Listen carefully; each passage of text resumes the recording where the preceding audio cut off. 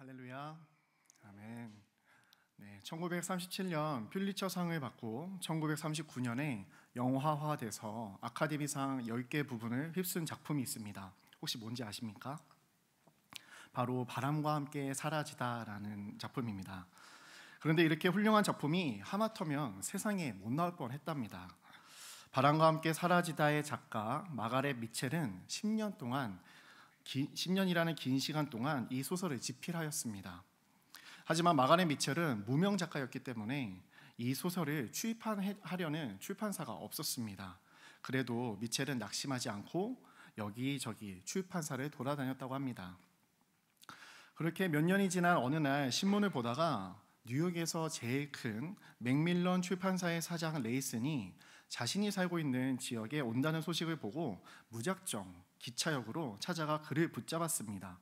그녀는 레이슨 사장에게 자신의 원고 뭉치를 안겨주며 부탁이니 한 번만 읽어달라고 말을 합니다.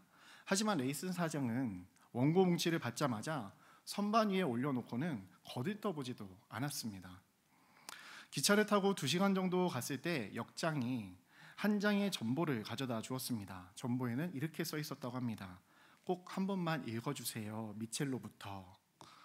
미첼은 레이슨 사장이 탄 기차가 출발하자마자 곧장 우체국으로 가서 그에게 전보를 보냈던 것입니다. 그러나 레이슨 사장은 그 전보를 무시했습니다. 그로부터 2시간쯤 지나자 같은 내용으로 두 번째 전보가 전달되었습니다. 그때까지도 레이슨은 원고에 관심이 없었습니다. 또 2시간이 흐른 뒤 같은 내용의 세 번째 전보가 도착합니다.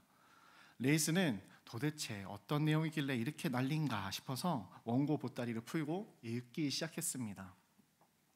그런데 원고를 읽기 시작한 그는 자신이 탄 기차가 목적지에 도착해서 사람들이 내리는 것도 인지하지 못할 정도로 미첼의 원고에 완전히 푹 빠져 있었습니다. 1936년에 이렇게 출판된 바람과 함께 사라지다는 베스트셀러가 되었고 곧 27개 언어로 번역, 전 세계에 3천만 부 가량이 팔리게 되었답니다. 만약 마가렛 미첼이 끝까지 봐달라며 요청하지 않았다면 아마도 이 작품은 세상에 나오지 못했을 것입니다.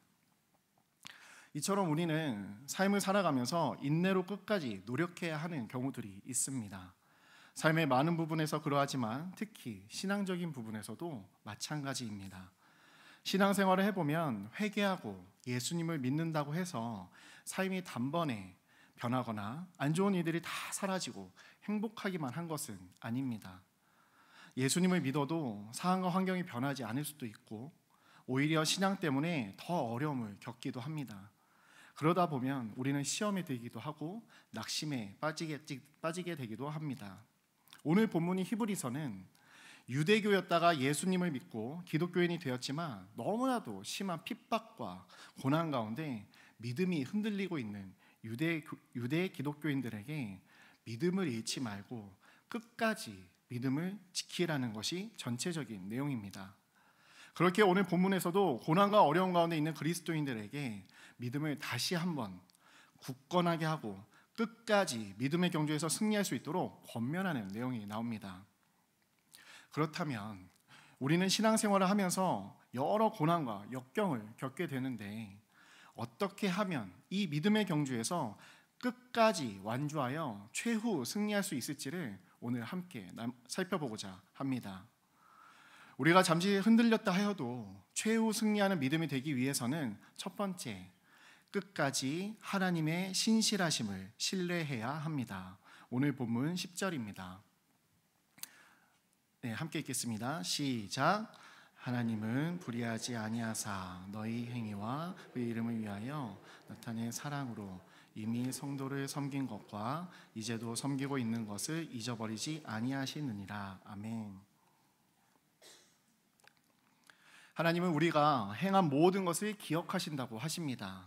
하나님은 우리처럼 하루에도 마음이 수십 번 변하거나 무슨 일이 있었는지 깜빡하시지 않습니다. 하나님은 우리가 어떤 마음을 품고 어떻게 살아왔는지 모든 것을 기억하시고 그에 따른 결과를 반드시 주시는 신실하신 하나님이십니다.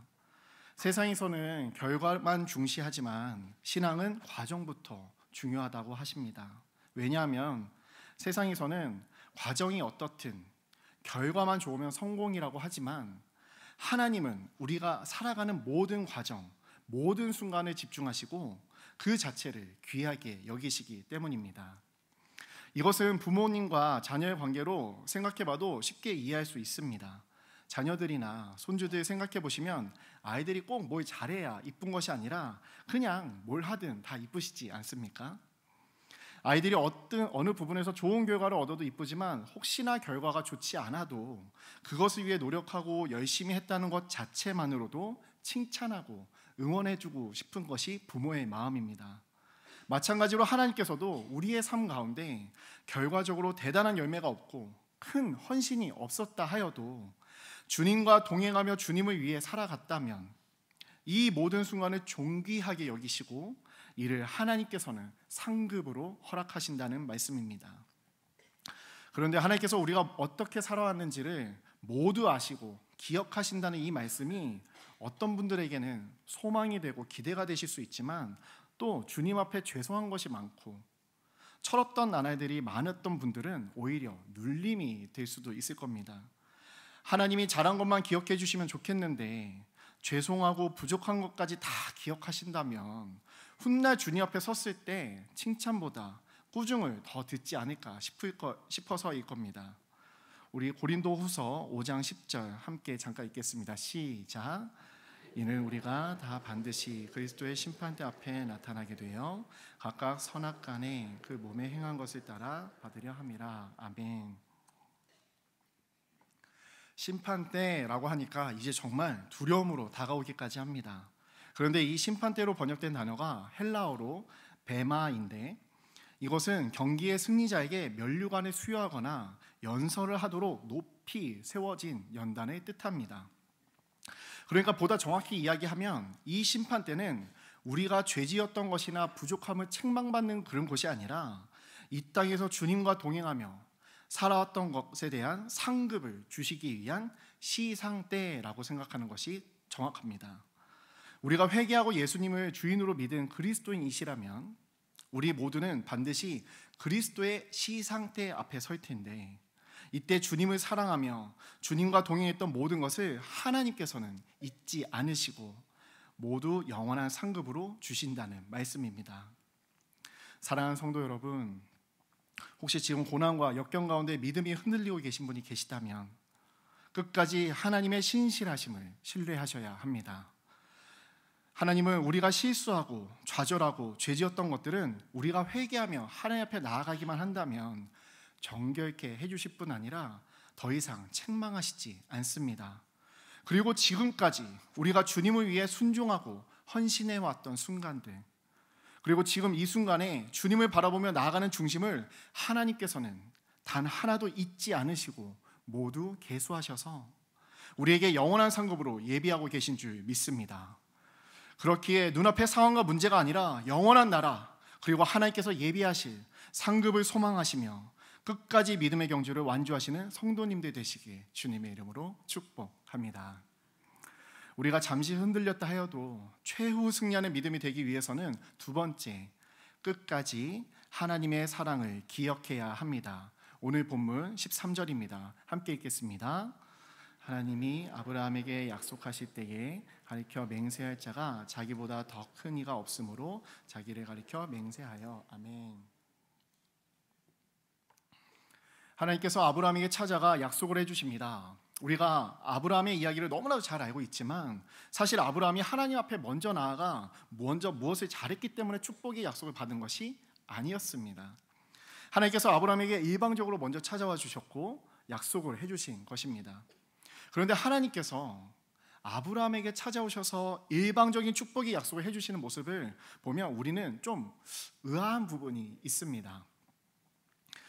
하나님께서 아브라함에게 찾아와 축복해 주시고 약속해 주시는데 아브라함에게 약속을 해 주실 때 맹세까지 해 주시는 겁니다. 우리가 보통 언제 맹세를 합니까? 보통은 뭔가를 부탁하거나 뭔가를 얻어내야 하는 사람이 상대적으로 강자보다는 약자가 둘 사이의 약속을 꼭 이루겠다고 맹세까지 하는 것이 보통입니다.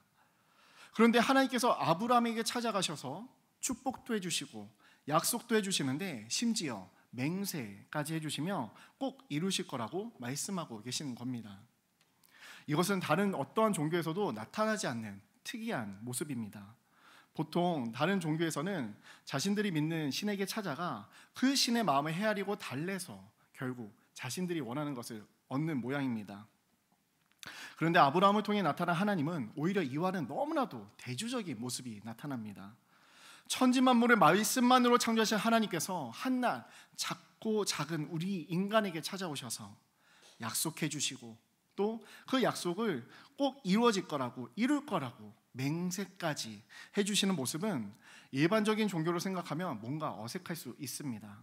그런데 이것이 우리에게 인격적으로 찾아오신 삼위일체 하나님의 마음이 정확하게 나타난 모습입니다. 하나님께서는 사람을 창조하실 때 자신의 형상, 곧 자신의 자녀들로 만드셨습니다. 어떤 절대자와 피조물, 능력자와 지배를 받을 존재가 아니라 아버지와 아들, 아버지와 딸의 관계로 우리를 만드신 것입니다.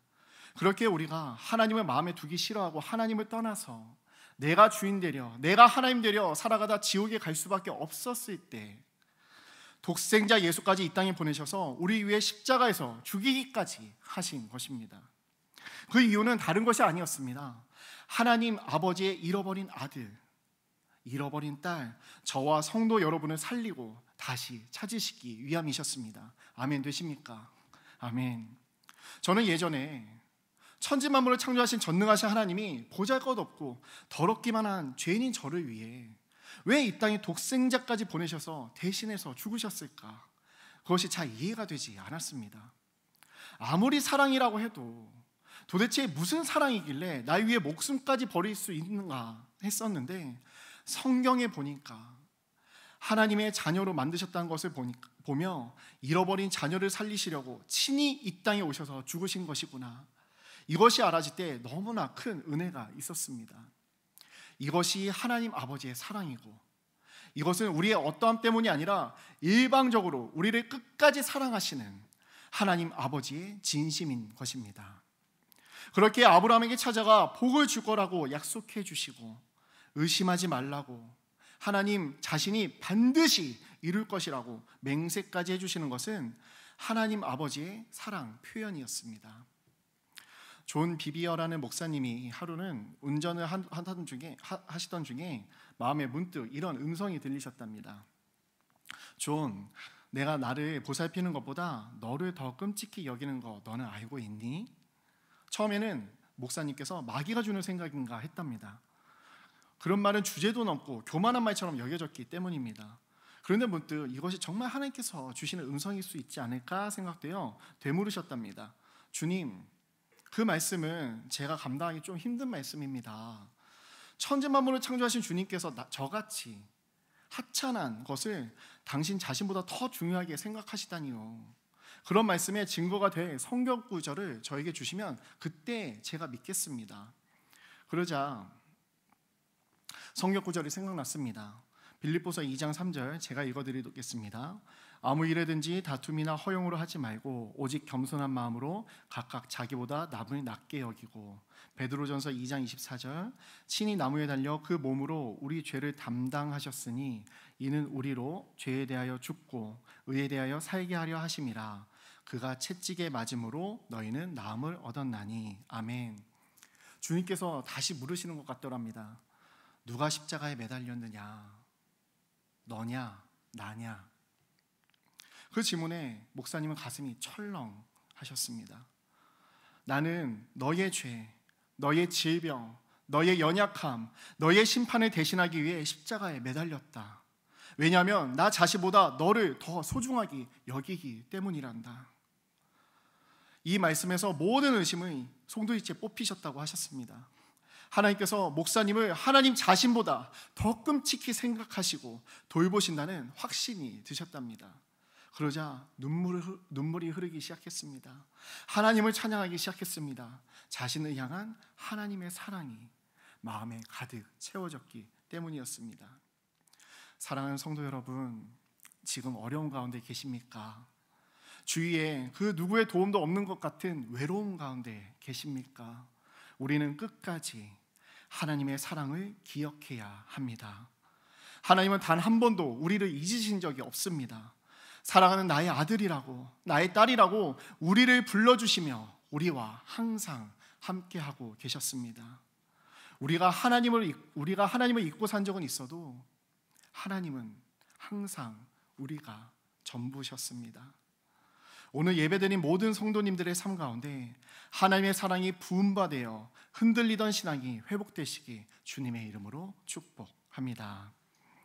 우리가 잠시 흔들렸다 하여도 최후 승리하는 믿음이 되기 위해서는 세 번째, 끝까지 하나님의 역사하심을 기대해야 합니다. 오늘 본문 15절입니다. 함께 읽겠습니다. 시작. 그가 이같이 오래 참아 약속을 받았느니라. 아멘. 하나님께서 아브라함에게 찾아가 축복해 주시고 약속해 주시고 맹세까지 해 주십니다. 그런데 아브라함이 그러한 축복의 약속을 결국 받을 수 있었던 이유는 오래 참았기 때문이라고 말씀하고 있습니다. 그런데 우리가 생각해 보면 오래 참는 인내하라는 말씀에 선뜻 아멘 하기가 쉽지는 않습니다. 쉽게 이야기해서 아브라함처럼 아이를 주신다고 약속해 주시고 25년이라는 시간을 기다린다는 것이 결코 쉬운 일이 아닐 겁니다. 심지어 그 아들을 번제 제물로 바치라고 말씀하셨을 때는 또 얼마나 당황스러웠겠습니까? 하나님께서 분명 자신에게 아들을 주신다고 하셨고 또 그 아들을 통해 아브라함에게 약속하신 그 복이 이어지도록 하신다고 약속하셨는데 그 아들을 주기라는 도저히 상식적으로 이해할 수 없는 그런 상황이 펼쳐졌을 때 아브라함의 마음은 어떠했겠습니까? 우리가 신앙생활을 하다 보면 하나님의 뜻을 구하며 열심히 잘 가고 있다고 생각했는데 하나님의 뜻이, 하나님의 약속이 이루어지지 않는 것 같아 의심이 들고 포기하고 싶을 때가 있습니다. 혹은 도저히 감당할 수 없는 것 같은 고난이나 어려움을 겪으며 믿음이 흔들릴 수도 있습니다. 오늘 본문 유대 기독교인들도 정확히 그런 상황이었습니다. 유대교로 살다가 회개하고 예수님을 믿어 그리스도인이 되었는데 삶이 좋아지고 편해지는 것이 아니라 이전보다 더 삶이 어려워지고 도무지 좋아질 것 같지 않은 그런 막막한 상황만이 그들 앞에 있었던 것입니다. 그런데 그런 그들에게 히브리서 기자는 아브라함은 끝까지 인내하여 오래 참아 결국 약속을 받았다고 말해주고 있는 것입니다. 그렇다면 아브라함은 오랜 시간 동안 인내하며 또 자신이 이해할 수 없는 고난과 어려움 앞에서도 끝까지 믿음으로 순종할 수 있었던 이유가 무엇이었습니까? 히브리서 11장 19절을 보면 아브라함이 어떤 마음으로 끝까지 인내하며 오래 참을 수 있었는지가 나옵니다. 함께 읽겠습니다. 시작. 그가 하나님이 능히 이삭을 죽은 자 가운데서 다시 살리신 줄로 생각한지라. 비유컨대 그를 죽은 자 가운데서 도로 받은 것이라. 아멘. 아브라함은 자신에게 찾아와 사랑 가운데 인격적으로 만나주시는 하나님을 경험하며 하나님께서 하신 말씀은 반드시 이루어진다는 것을 믿었던 것입니다. 그렇게 하나님이 끝까지 인내할 수 있었던 이유도 중간에 이삭을 죽여야 했던 그러한 고난 가운데서도 하나님께서는 이삭을 통해 약속을 이어가신다고 하셨기에 혹시나 이삭이 죽는다 하여도 다시 살리셔서 약속을 이루실 것을 믿었던 것입니다. 이것이 아브라함이 끝까지 오래 참아 약속을 받을 수 있었던 이유였습니다. 호주 시드니에 프랑크 제너라는 분이 계셨습니다. 이분은 젊은 시절 방탕한 생활을 하다가 예수님을 믿은 후에 매일 10명에게 전도하기를 결심하십니다. 그래서 같은 시간, 같은 장소 조지 스트레이트에 나가 하루도 빠짐없이 전도를 했습니다. 하지만 그 누구에게도 당신을 통해 예수님을 믿었습니다 라는 이야기를 한 번도 듣지 못하셨답니다. 그럼에도 제너 씨는 매일 나가서 전도를 했고 무려 40년이라는 시간 동안 노방 전도를 하셨습니다. 이제 나이가 들어 죽음을 앞두고 있을 때 그 노인에게 한 목사님이 찾아오셨습니다. 그리고 그 목사님은 최근 3년 동안 자신이 경험한 이야기를 그 제너 씨에게 해주었습니다. 이 목사님은 자신의 교회에 어느 성도가 호주 시드니에 갔다가 어떤 전도자가 전도하는 것을 듣고 고민하다가 예수님을 믿게 되었다는 이야기를 듣게 되셨습니다. 그 후 몇 개월 후에 미국에서 집회가 있으셔서 설교를 하다가 이 목사님께서 이 간증을 했더니 집회 참석자 중에 어떤 한 목사님이 자신도 그 시드니에 그 길을 지나다가 전도받아서 예수님을 믿고 지금 목회자가 되었다고 그렇게 말을 해주셨다는 겁니다. 목사님은 너무 신기하기도 하고 재밌기도 해서 자신이 가는 집회 때마다 이 간증을 하셨는데, 신기하게도 호주 시드니 조지 스트릿에 전도자의 말을 듣고 예수님을 믿었다는 사람들이 곳곳에서 나오기 시작하는데 그 숫자가 너무나도 많더랍니다. 그래서 이 목사님은 자신이 시드니의 그 전도자를 만나보고 싶어서 직접 찾아오신 겁니다. 그런데 제너 씨는 이제 늙어서 더 이상 전도를 하지 못하고 계셨고 죽음을 앞두고 계신 상황이었습니다. 그래서 목사님은 자신이 3년 동안 겪은 일을 말해주며 제너 씨의 전도로 수많은 사람들이 예수님을 믿게 되었다는 소식을 전해드렸습니다. 그 소식을 들은 제너 씨는 여지껏 열매가 하나도 없는 것 같은 무의미한 시간이었던 것 같아서 하나님 앞에서 너무나도 죄송한 마음이 있었는데 너무나도 감사하다며 감사의 기도를 눈물 가운데 하셨답니다. 그로부터 2주 뒤 평안히 눈을 감으셨답니다. 사랑하는 성도 여러분, 믿음의 여정 가운데 하나님의 약속이 이루어지지 않아 실망과 좌절 가운데 있으신 분이 계십니까? 하나님의 뜻이라고 믿고 달려왔는데 감당하기 어려운 고난과 어려움 속에서 흔들리고 계신 분이 계십니까? 하나님께서는 약속을 반드시 이루십니다.